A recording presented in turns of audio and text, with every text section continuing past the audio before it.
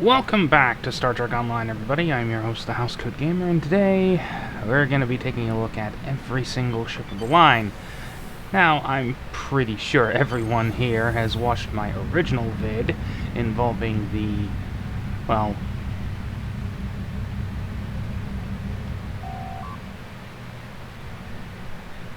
the original boats. But there's been a couple of new ones since last year.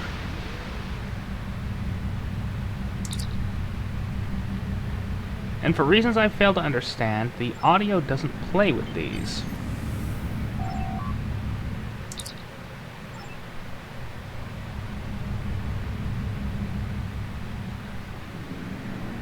But let's take a look at the last bunch.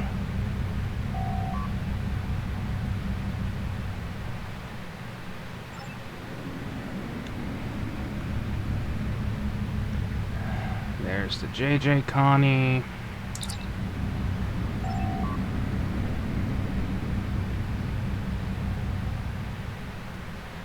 Yeah, I'm not looking forward to this.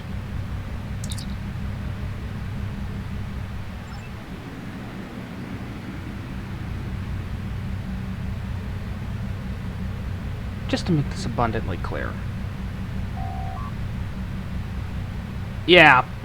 No, I hate to say this, but STD and Discovery is just a huge pile of friggin' hypocrisy. Oh boy. Some people would consider this heresy. I hate Strange New Worlds. I have watched I've watched the first season. I'm not impressed with it. It's trying so hard, but it just keeps failing. Because I'm gonna go into a little bit of a mini rant here in case anyone's interested. It all revolves around the Gorn. One, we didn't even know their names until Kirk made first contact with them. Two, they're falling into the same goddamn trap as STD. Big threat of the day. Threat of the year. Not impressed at all. And finally, Gorn reproduction.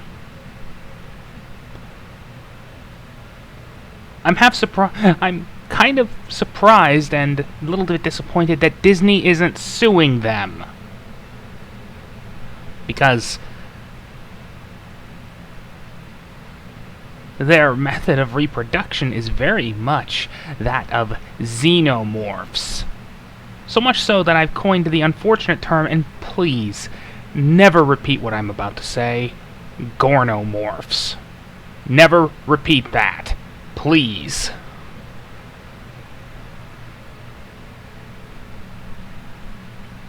They're reptiles. Why would reptiles use a insectoid method of reproduction? I am sorry, but there are some things that remain constant no matter what standard you use. If you're a reptile, you either lay eggs, or, like certain gardener snakes, you lay them internally and incubate them.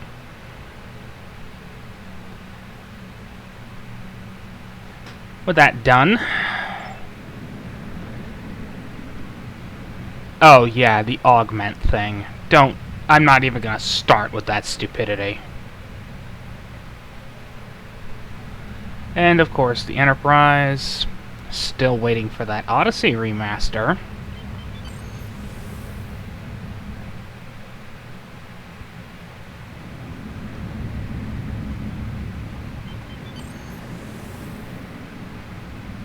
There she blows, the USS Stargazer.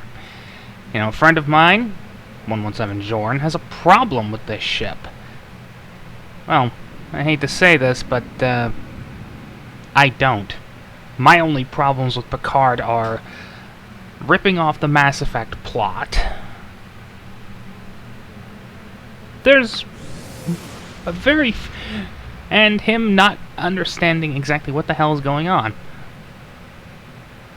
Well, allow me to list off why Picard, as seen in Picard, is the same Picard we see in TNG. Just ignore that, I'm doing some Admiralty. 1. When does Picard take place? The first season, at least. 2399. What happened in the preceding 21 years?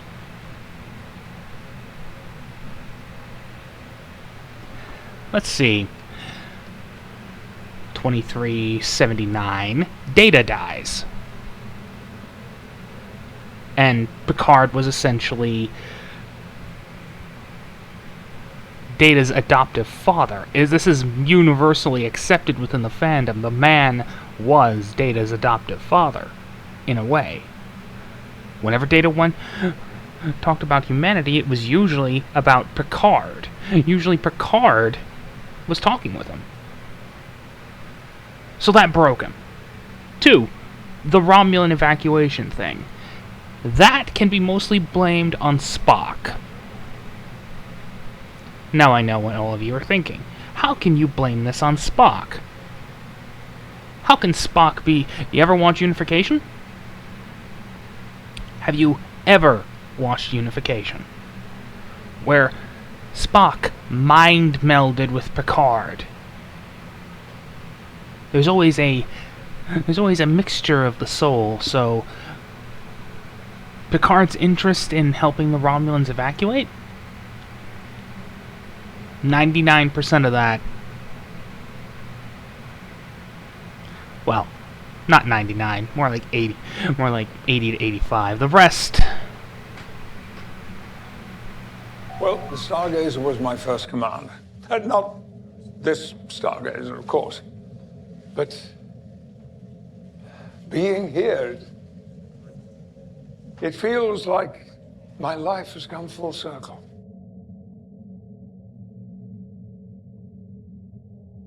Anywho, we can blame 85% of that on Spock's mind meld, the other 5 on guilt over the Shinzon thing, and Aldair Jirok is the remaining 10.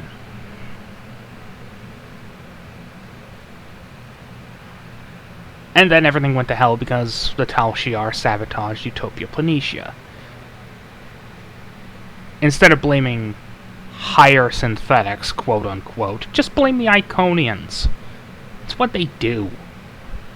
It's simple. It's easy. It's not complicated. And then there's the refusal to even help them. Considering the Federation was mostly founded because of the Romulan Empire, it's not hard to blame anybody for not wanting to help them. Hell, most planets joined the Federation because of the Star Empire. And then Picard resigned, which didn't help matters. In short, they have inklings of a good story. They're just let down by incredibly crappy writers. And then we have this thing. Oh, senior officers are overrated. They're always like stressed out and just yelling about directives. It is better down here where the real action is.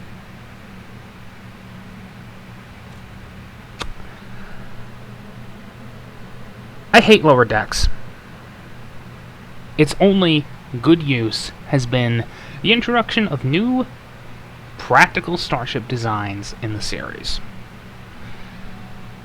It introduced the California, which, to be frank, was a necessity. A new starship class to replace the Miranda. It introduced the Luna, the only good thing that came out of Season 1, other than the introduction of the California as a whole. Multiple new starship classes. including a Vulcan ship. And that's about it. Mariner is completely unlikable, period.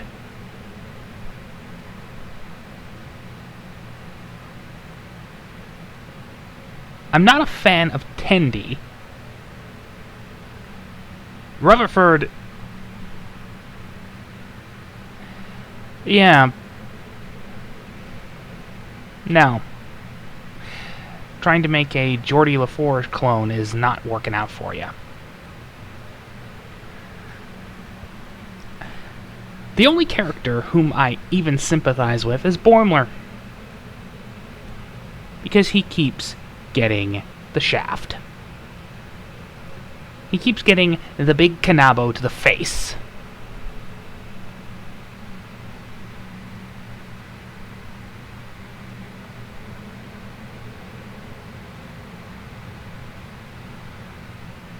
Let's list everything he's been through. Been through multiple incidents during the first season, where he finally gets what he wants, a promotion, which he deserved. Then, thanks to stupidity, he gets demoted and sent back to the Cerritos. He earned that promotion. So, he should have... so, even if he had to be transferred off the ship, he should have kept his rank. And then it just keeps getting worse, and worse, and worse. Frankly, he should still be a lieutenant. At least. Not only that, it's a bad Rick and Morty clone. And since I've already made it clear that I hate Rick and Morty, that says something. The only good thing to come out of Lower Decks is the introduction of a few starship classes. Other than that, torch the rest. Other than that, torch it.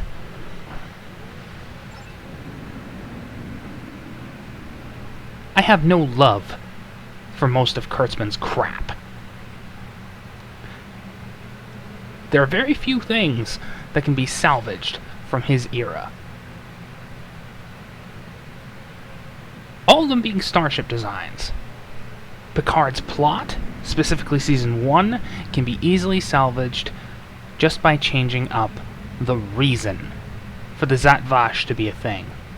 It's very easy to go, the Zhat Vash are puppets of the Iconians, and the Zhat Vash are pulling the Tal Shiar strings, who are pulling the rest of the Star Empire strings. Very easy to just blame the Iconians. It would also tie in neatly with STO.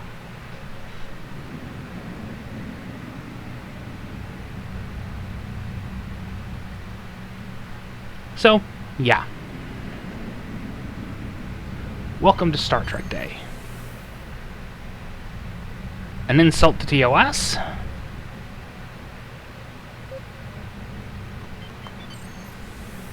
Season 2 was just a rip-off of a TNG DC comic. And the Rick and Morty clone, which I absolutely despise.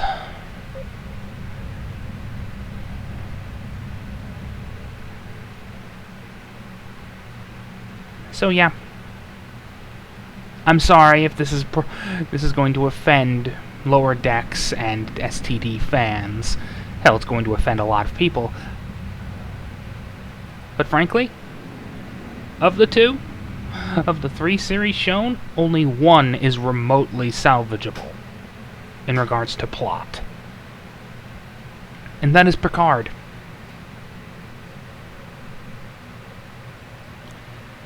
Discovery is pointless. Lower Decks is idiocy.